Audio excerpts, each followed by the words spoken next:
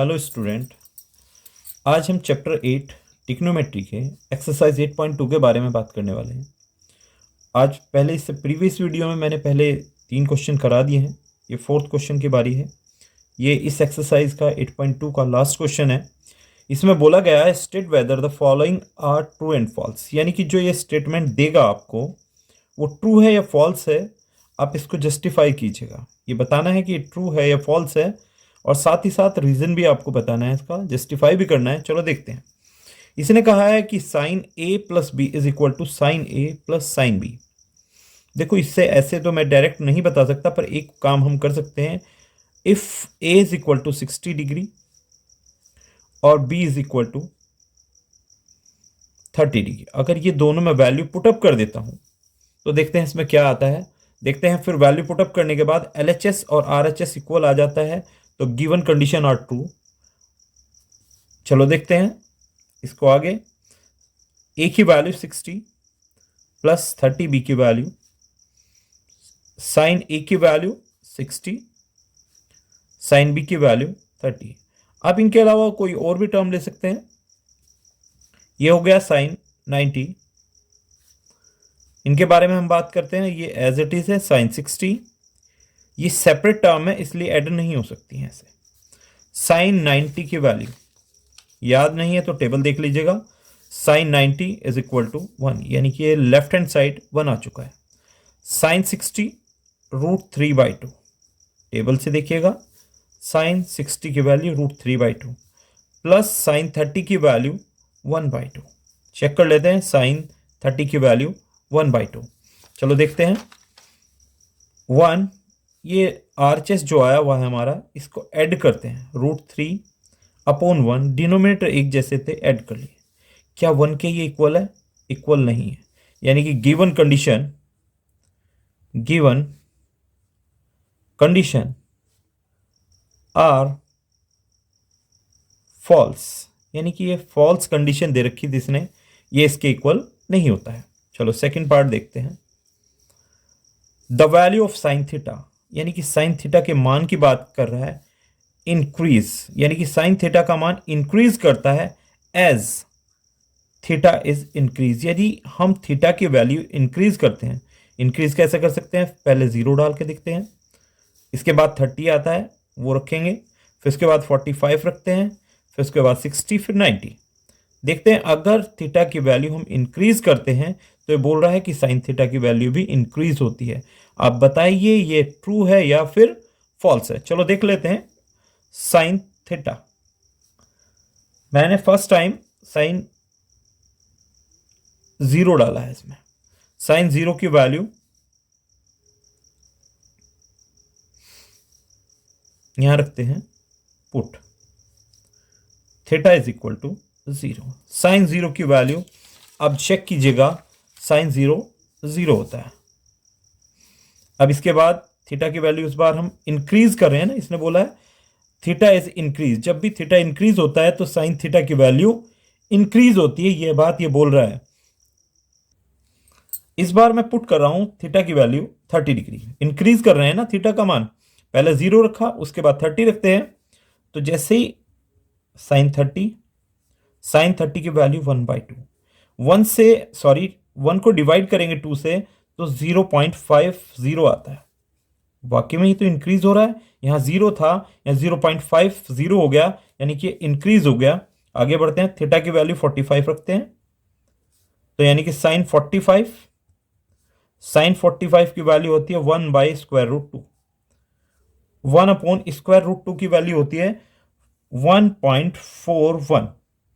अगर इसको हम सॉल्व करें, डिवाइड करें, तो यह आता है 0.70। इस बार थीटा की वैल्यू मैं 60 रख रहा हूं। साइन 60 की वैल्यू होती है √3/2। √3 की वैल्यू होती है 1.732/2। इसको इससे डिवाइड करेंगे तो 0.86। ऐसे डिवाइड क्यों कर रहे हैं? क्योंकि हमारे पास देखो, इनमें हम कंपेयर नहीं कर सकते, हम बता नहीं सकते ये नंबर ग्रेटर है या स्मॉल है। अब पता ही नहीं चल पा रहा है, इसलिए इनको हम इस तरीके से डेसिमल में निकाल रहे हैं। जिससे हम इनमें कंपेयर कर सकें कि कौन वैल्यू छोटी है कौन वैल्यू बड़ी है। अब इसके बाद साइन 90 की वैल्यू रख लेते हैं, इसकी वैल्यू हम रखते हैं साइन 90, साइन 90 की वैल्यू होती है 1। देखो 0 0 से ग्रेटर है 0.5, इससे ग्रेटर है 0.7, इससे ग्रेटर है ये, यानी कि ये बात सही बोल रहा है। यदि थीटा इंक्रीज होता है तो साइन थीटा भी इंक्रीज होता है, यानी कि गिवन कंडीशन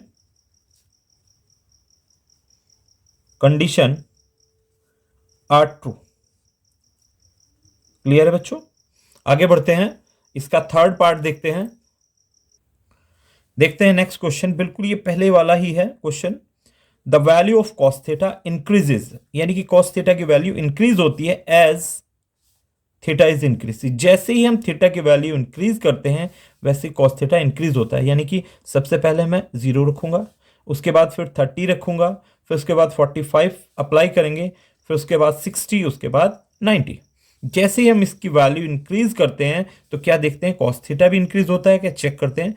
कॉस जीरो की वैल्यू चेक कीजिएगा, आपको मैंने लिखाई थी टेबल, समझाई भी थी, तो ये कॉस थीटा कॉस जीरो की वैल्यू 1 होती है, ये लीजिएगा। सेकंड कॉस 30 की वैल्यू √3/2 होती है। √3/2 की लास्ट टर्म में हमने वैल्यू जो निकाली थी